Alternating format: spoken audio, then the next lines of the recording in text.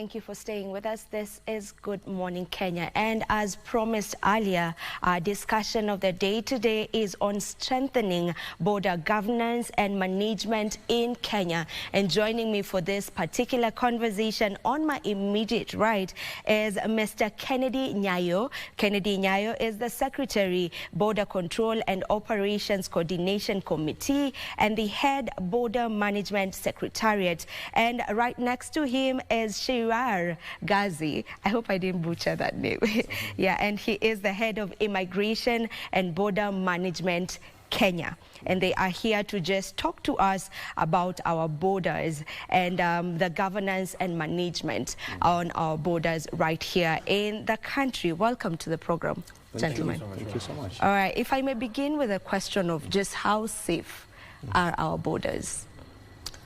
Thank you, Vivian, for having us. I think it's an opportunity for us to showcase what, as government, we've done in matters border management. Our borders are safe, because this government is determined to make sure that our security in this country is guaranteed. We have in all our ports of entry and exit, land, air, and sea, having officers well capacity built to be able to manage our borders.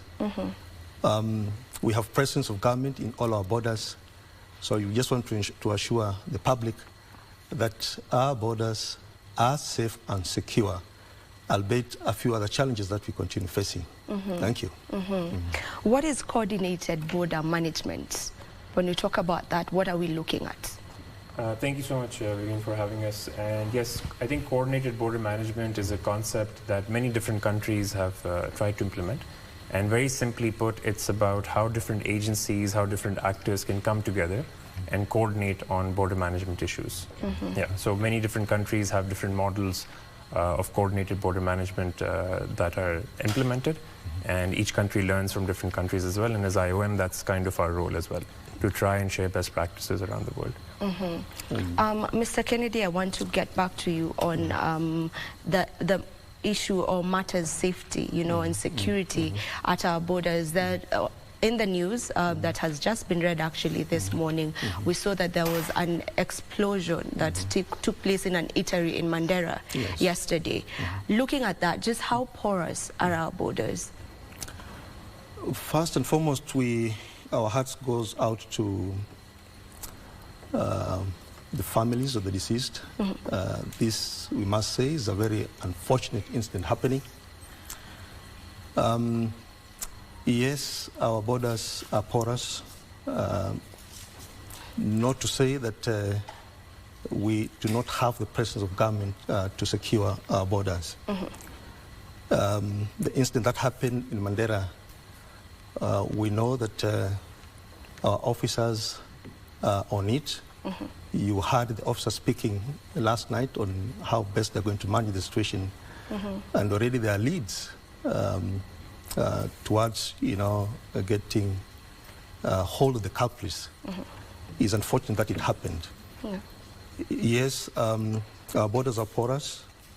You speak to a boundary between Kenya and Somalia, and we've closed it. Technically, it's closed. But we have the same communities living on both sides, Kenya and Somalia. So we are likely to have sympathizers finding their way into our country, and of course, causing what we experienced yesterday.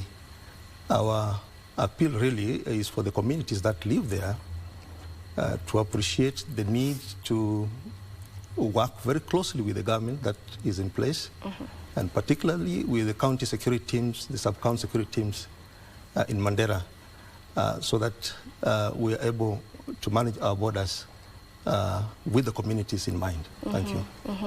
And maybe what opportunities are there, for enhanced efficiency and effectiveness on our borders? I want to say that we have a number of opportunities, particularly now that we are working very closely with our partners, and in this context, the International Organization for Migration. We look to the future where we'll continue investing heavily in infrastructure in terms of structures where we can deploy officers. We look at an opportunity to continue investing heavily in personnel, training our officers that are in all our ports of entry and exit. And also we look at an opportunity, again, working very closely with International Organization for Migration, where we shall invest heavily in terms of technology.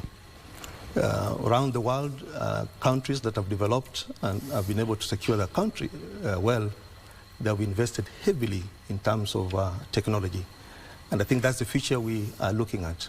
That's just one way of looking at it. But you did mention about coordinated border management, which is what we are doing now in government, where we have a number of ministries, departments, and agencies with border functions that we've deployed in all our ports of entry and exit. Yes, we've worked well. Yes, we are doing well.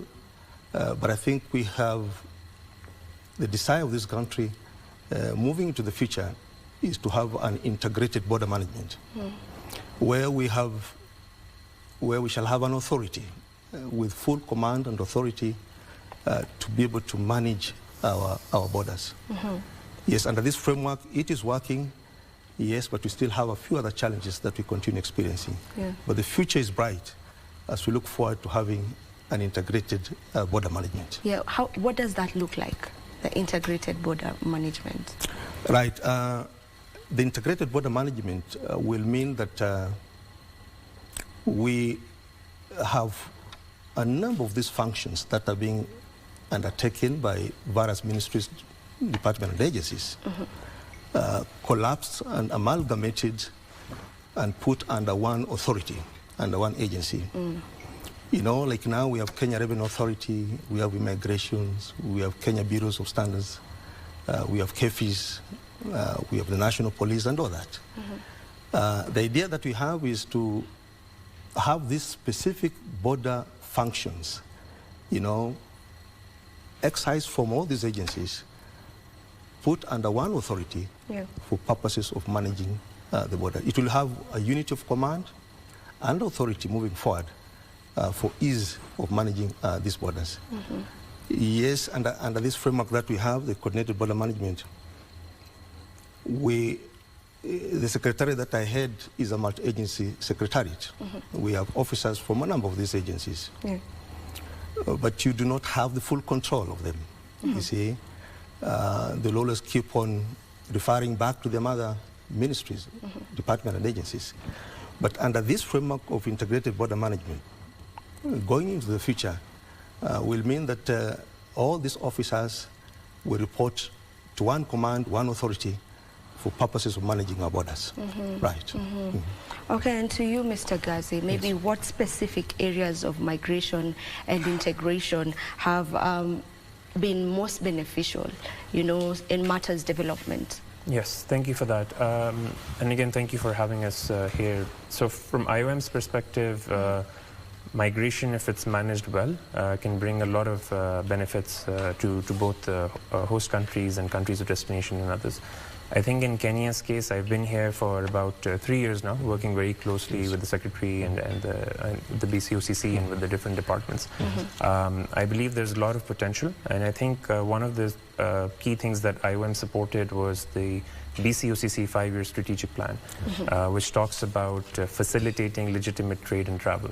And I think that really talks to the potential of having facilitating regular pathways for people, also for goods along Kenya's borders, but also cooperating with the neighboring countries and other countries in the region as well. So I think there's a lot of potential if managed well, and if the facilitation of people and goods. Also, Kenya is part of the different regional economic communities, the EAC, EGAD, so we see that there's a lot of commitment, there's a lot of work that is already going on. So I think that's something that as IOM, we feel that if that's further strengthened, it will bring a lot of benefits to the country. the visa-free policy was implemented in January this year, right? So what are you doing at the immigration to ensure that it does not work against us? Because now, you know, anyone can just come in, you know, to our country. Maybe what strategies have been put in place to ensure that that isn't a threat? Okay. I can speak from IOM's perspective. I think one of the things is, again, it's one of the initiatives, and as the Secretary also mentioned, the use of technology is something that we are seeing around the world, which governments are using to streamline processes. So I think this was one of the good initiatives that I think launched by the President of Kenya. And I think it was the introduction of the electronic travel authorization, to the move from the e-visa to the ETA. And I think this is something that the government has done to make it easier for people to be able to travel to Kenya, but also to ensure that the information that is needed is collected. Also, from IOM's perspective, again, it's about supporting the government of Kenya in ensuring that such new initiatives that they are implemented in a proper manner, but also building capacity of different departments such as immigration, other departments that are involved in border management, to be able to harness, let's say, the data that is collected, of course in line with data protection standards, but also so that they have analytical capability to be able to screen and potentially intercept any threats that might be there. And how is that working for the country so far? You know, the visa-free policy, so far, how is that working for us? Right. Yes, the President pronounced himself visa-free. This is home to mankind, as Kenya. But for us to just be sure that whoever comes to this country is a person that we've allowed, we have introduced through the State Department for Immigration and Citizen Services. I'm sure the PS will have spoken well on that. But the introduction of the ETA, Electronic Travel Authorization, has helped us, because this is a pre-screening instrument, so that before you make your journey to a country, you are able to be pre-screened, get the background check about you, and confirm that you are okay to travel. I think 72 hours before you travel. So even though the government has pronounced itself country visa-free, the ETA works well for us. ETA is not a visa, but is actually a pre-screening instrument that enables us to check on persons that are traveling to a country, so that we are sure that we're able to allow persons that are fine for us for them to travel to Kenya. Right. Is the use of technology, ETA, as you're saying, is it stemming, threats on terrorism, threats on organized crimes? Is that really enough to stem that? For now, it is working well. I know that the State Department for Immigration and Citizen Services are working on another tool that we refer as API, Advanced Passenger Information, and Passenger Name Record. When they work very closely with the ETA, then of course we are home and dry, because it will stem out all these bad elements who are likely to find their way into our country. So ETA, API, Advanced Passenger Information, and Passenger Name Record, when collaboratively work together, we're able to ensure that those that travel to our country are people that we've allowed, and they don't cause any threat to our country. Right. How do we ensure accountability and transparency, in the border management practices to try and also just curb corruption? I think one of the milestones that Kenya has achieved, and something that we as IOM really appreciate, and also countries in the region are also appreciating, is the whole of government approach that the government of Kenya has been able to implement, and I would say pioneer in the region. And I'm sure the Secretary will also expand on this, is the fact that you have multi-agency platforms starting at the national level, but then going all the way down to the point of entries and exit. And I think this is one of the ways to not only enhance efficiency, but also look at how different agencies can come together and work in a more, like you mentioned, in a more transparent and integrated manner. Yeah.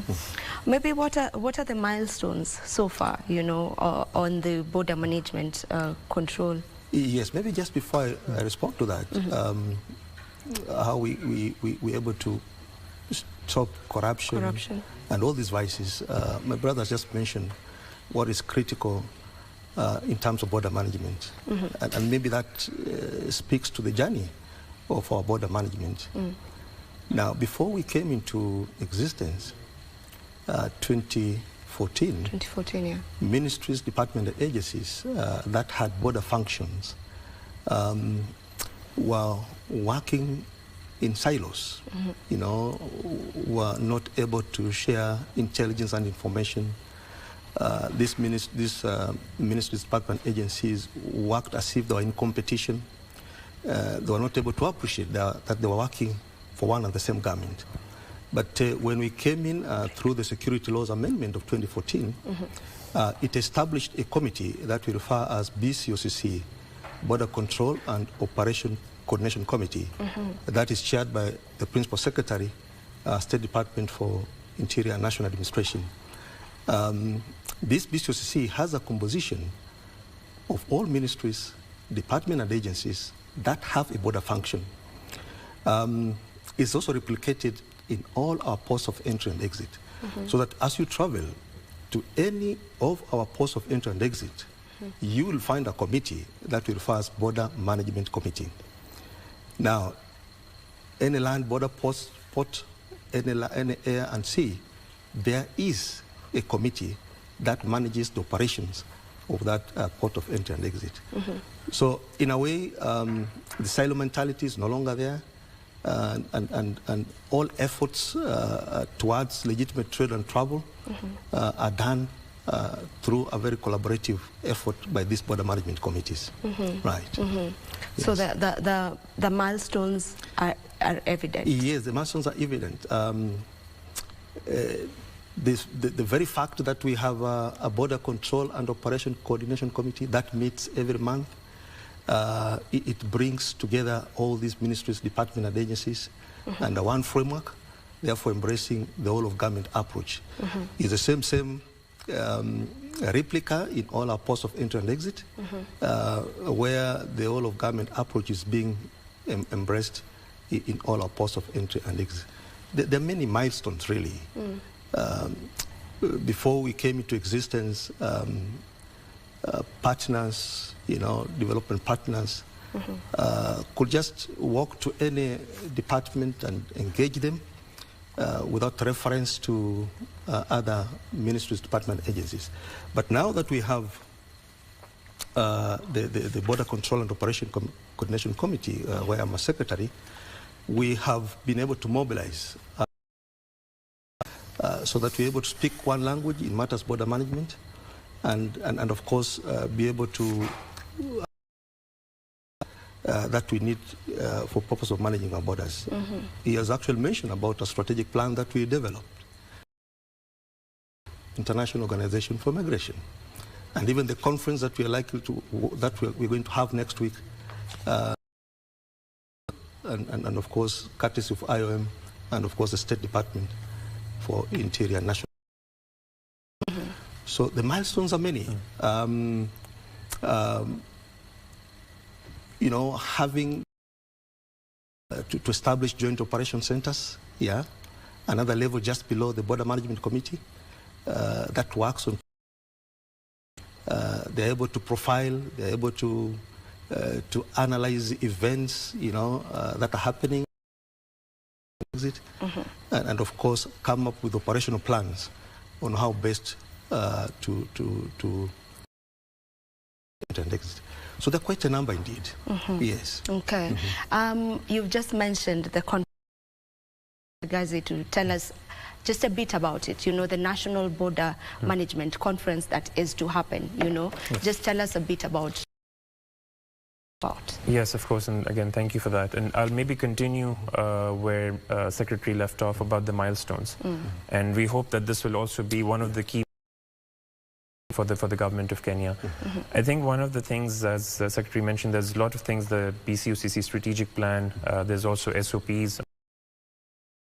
But one of the really interesting things that, again, as IOM, we see is during even my time here, which is almost 2.5, 3 years now, region have come to Kenya to benchmark this model. This includes Ethiopia, South Sudan, many other countries from the region to reach out to IOM, to really learn from the experience of Kenya of setting up the BCUCC, operation secretariat, and then all the way down to the points of entry and exit, and then also coordination with the local county authorities as well. Is an initiative that is something that we have been working very closely with the Secretariat and the State Department for Internal Security and National Administration to try and showcase all of the achievements it has had, but then also continue that discussion and look at many management. So the conference includes many different sessions over 2.5 days. It looks at, of course, border management, security, but it also looks at other aspects such as trade, such as cross-border cooperation, regional integration, and that, as the Secretary mentioned, that while coordination has brought a lot of benefits, there's also a clear the government to move further on this. And as I said in the beginning as well, it's a concept that we as IOM evolve. So many different countries have different models that they use for coordinated and integrated border management. So the which is supported by IOM, but also through our international partners, the German government and the EU. A variety of stakeholders, but the core objective is to really showcase and illustrate the achievements that the government of management. All right, and on that note, we take a short break. Don't you go too far. When we come conference that is to happen, just to understand the strategies that they have in place.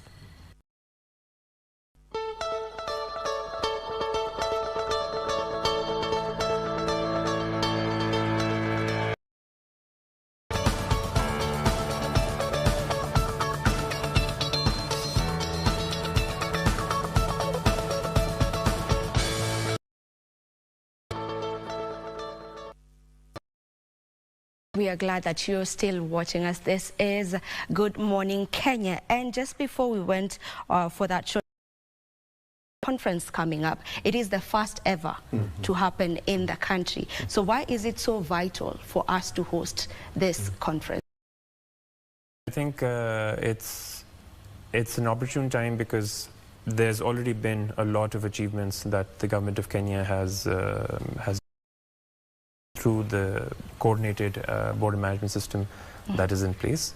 So I think it provides a good opportunity and a good time to really have discussions about emerging issues that governments, not just Kenya, but governments in the region and globally, whether it's related to trade, it's related to security, human security, regional integration. So I think this is a good time to really and also perhaps look at what's next and how can we continue to build on a very strong the government of Kenya has laid, but also how do we move to further strengthen border governance and border management in the country.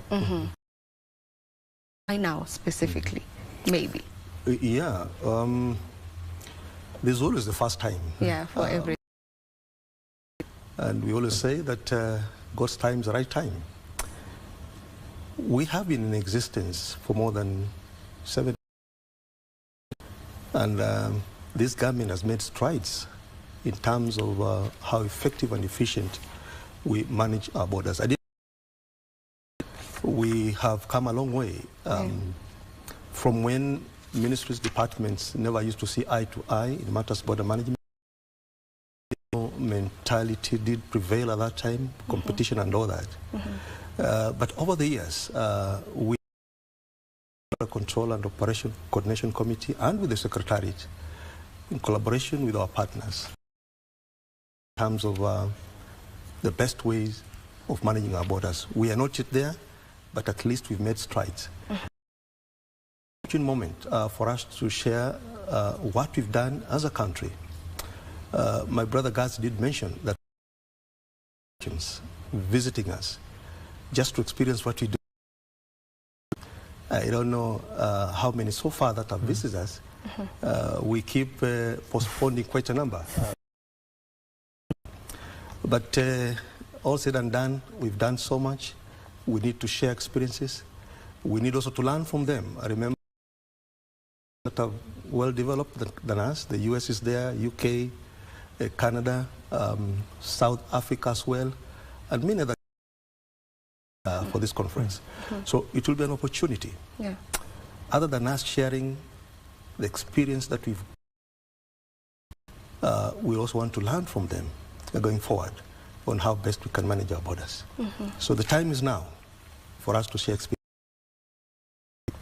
So what we expect from the conference is for you to just share, and maybe work on strategies to strengthen our borders more. And what else?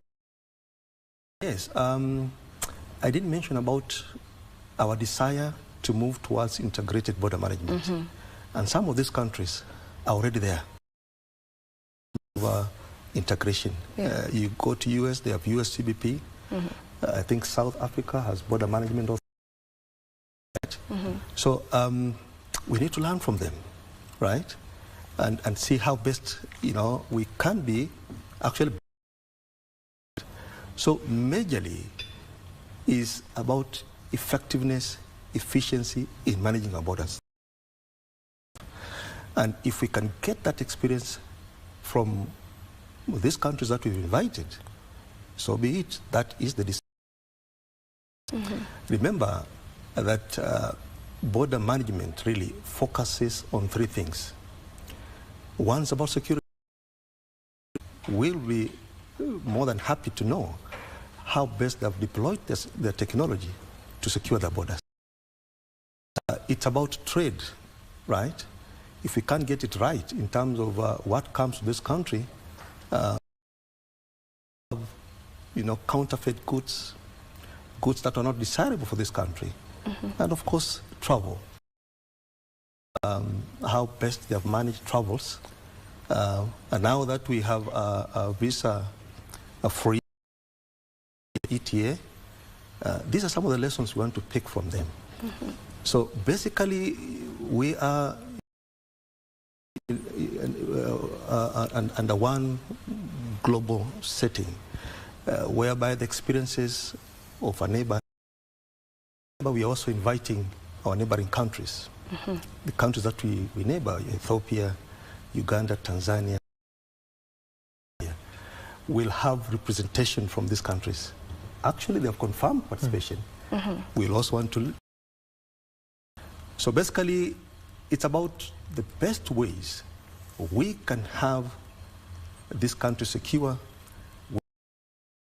In fact, we can enhance a legitimate trail, and we can also enhance travel into this country. Thank you. As you've mentioned, that have already confirmed from all the other countries surrounding us, East African countries to be specific.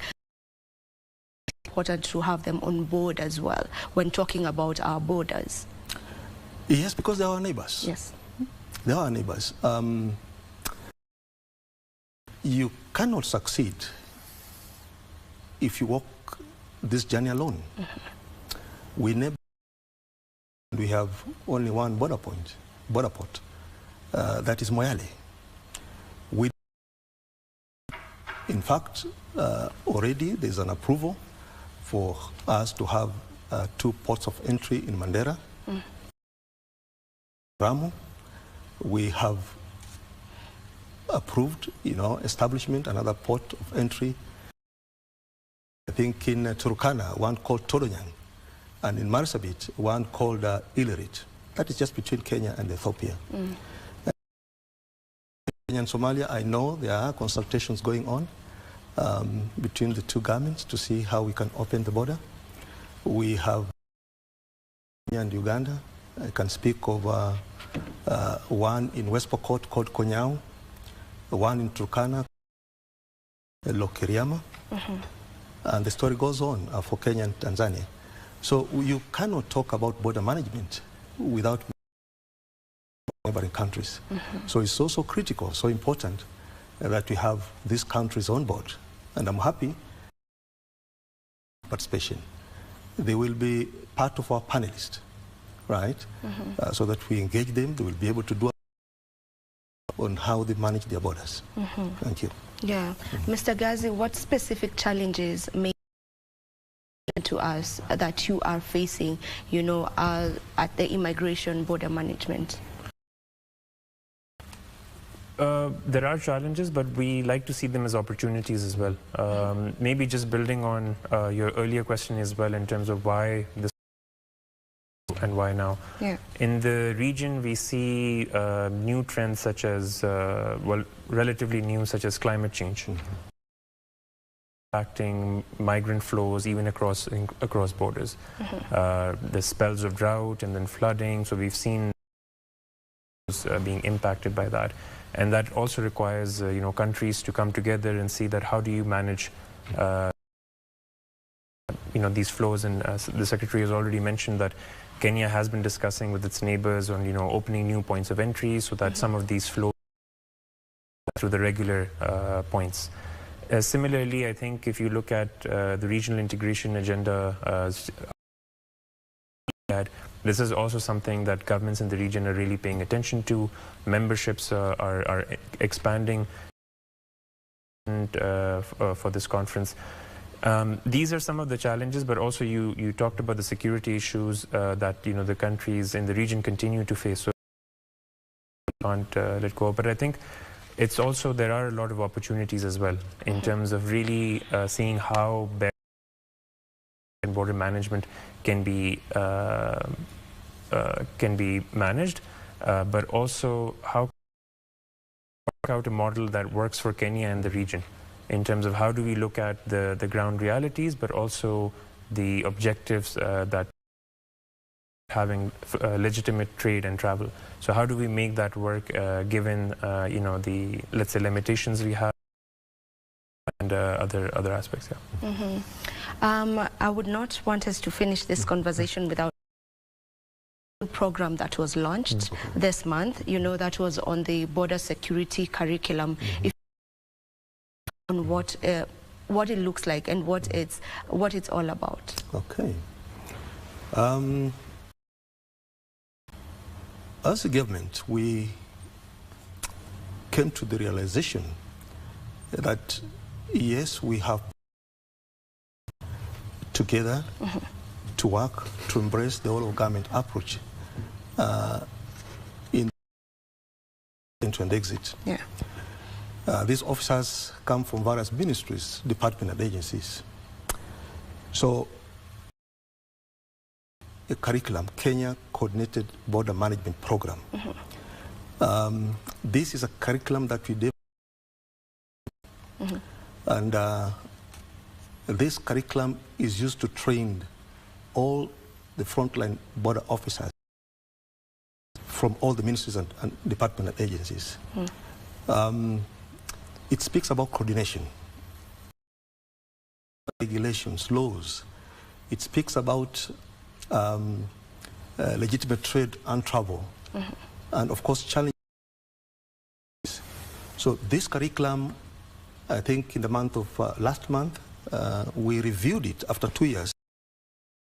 There are other emerging issues, issues to do with management, issues to do with leadership, issues to do with management. So these are some of the topics that were incorporated after. We have this curriculum going on, and I think we've trained more than 200 officers as we speak now. We have another curriculum that we developed, courtesy of international organization, and again working very closely with Kenya School of Government. This is the Kenya Security Control Program. Is training curriculum, and like the first one, the Kenya Coordinated Border Management Program that transport. This one even give an opportunity for the officers to visit and experience the ports of entry and exit. Remember, when I'm talking of ports of entry and exit, it's not only land, it is also maritime. You can go to Kilindini, you go to Shimoni, you go to Vanga, to Kisumu Port. All those are maritime. Of course, land are many, and you are aware, like Namanga, Isebania, Busia, and the rest. But, you know, like Jomo Kenyatta International Airport, it's a port of entry for. So we've been able to train more than 200, as I mentioned. We are now in the 10th cohort. We'll have it. For the Kenya Security Control Program, we've just had one cohort of about students, participants, officers from border ports. That IOM has already confirmed support sponsorship of 2 more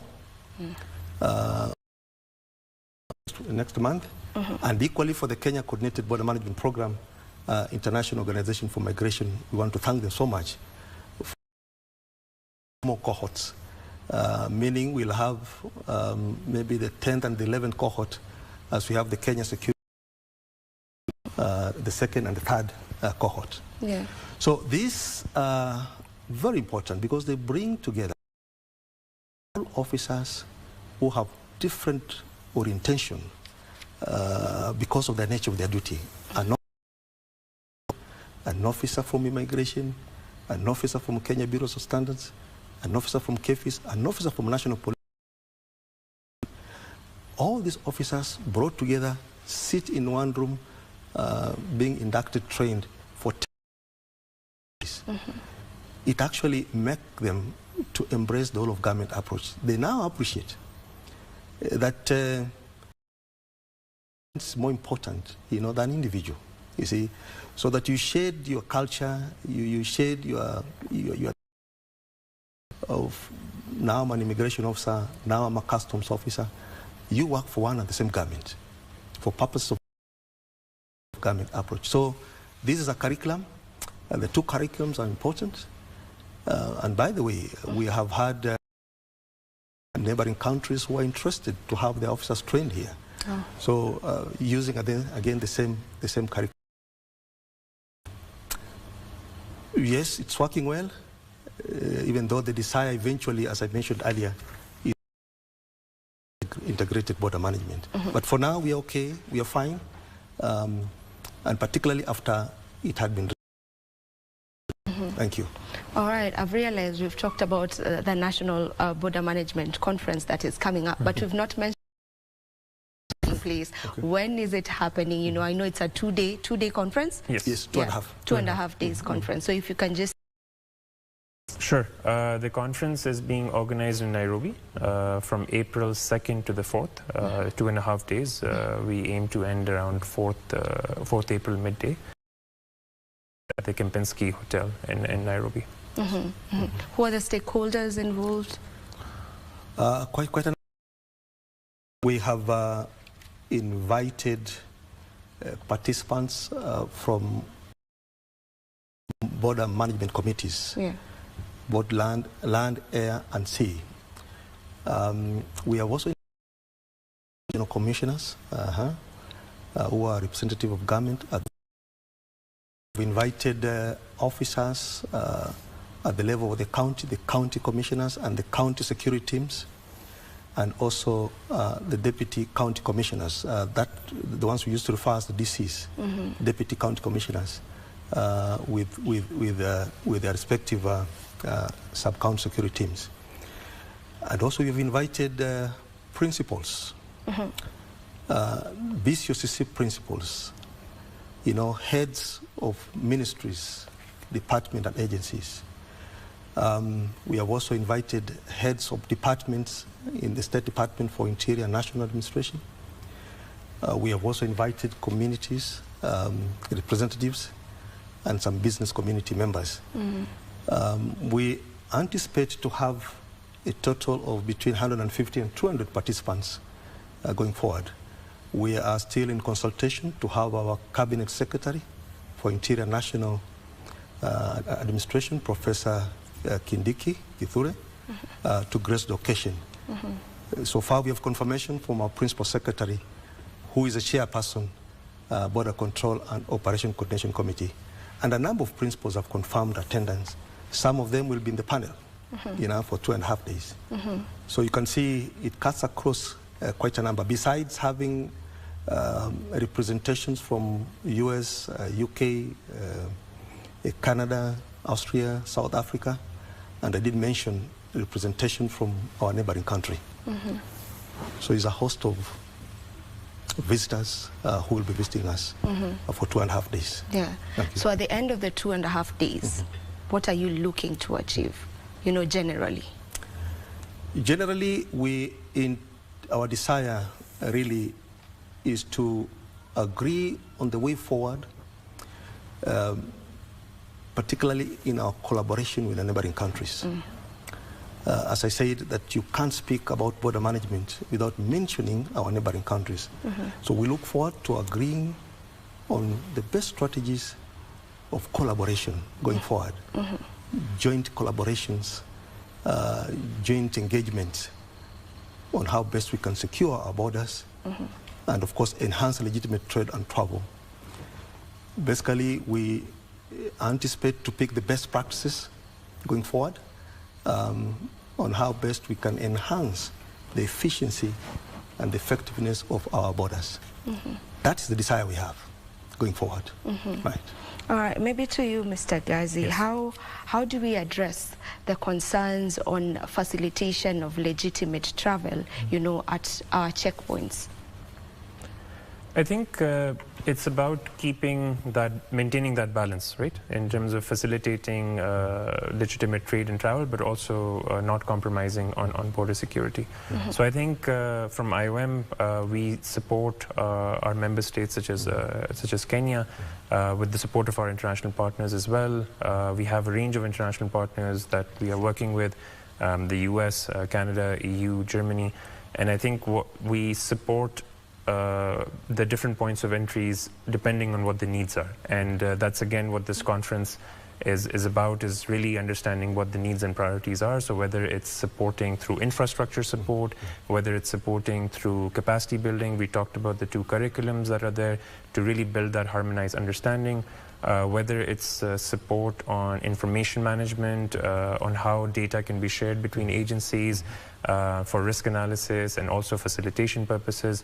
So it's really about what the needs and priorities are for specific contexts, and then working closely with the government partners to design capacity development programs to address those. Yes. As we get to wind up, maybe for someone who's watching us and has been following the conversation since we started it, and is wondering maybe what is the importance, of strong border governance. Yeah. As I did mention, border speaks to the sovereignty of a country. If you cannot manage your border well, it means anything can go through our borders. You can get infiltration of unwanted persons, walking into a country and causing mayhem. You did ask of what happened in Mandera yesterday. Yes. That is an example of, if we are not very careful in the best way to manage our borders, then we'll have these infiltrations coming in. So it's about security. It's about trade. If you cannot secure our borders well, to allow what is legitimate to come through our borders, then it means you'll even have counterfeit goods coming to a country. And the effect that will have in our local industry. We are talking about unemployment. Therefore, if you can't get it right, then it means even the local industries and manufacturers may not be in business. They will close. It's about it's about trouble. It's about security. It's about trade. So it's important that we are conscious of the need to secure our borders. And this message really needs to go to the straddled communities, the communities that live along our borders. Yes, we could have relatives, we could have families across board, but what is important is that we prioritize our country, Kenya, first, so that you are sure that you are able to secure our borders by ensuring that whatever comes through our borders, and particularly our porous borders, is what has been allowed and through our gazetted ports of entry and exit. So that's critical. It's about security, it's about trade, it's about travel. Thank you. Just if I can also add on that, I think it's, as the Secretary mentioned, about what really makes good governance of borders.